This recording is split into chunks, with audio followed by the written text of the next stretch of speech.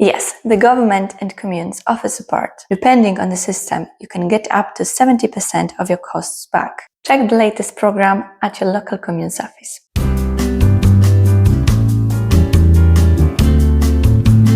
No, a panel is only one part. You also need an inverter, cables, safety parts, and sometimes a battery. All of this together makes a full solar system.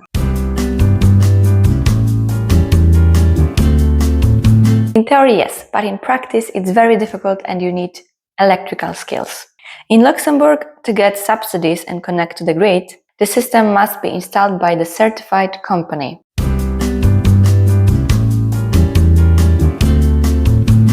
Panels usually last around 25-30 years and inverters about 10-15 years. After that, they still work, but with less power.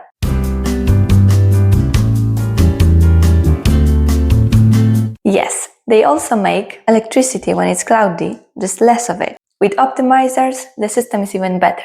In Luxembourg, the yearly production is still enough to make it worth it.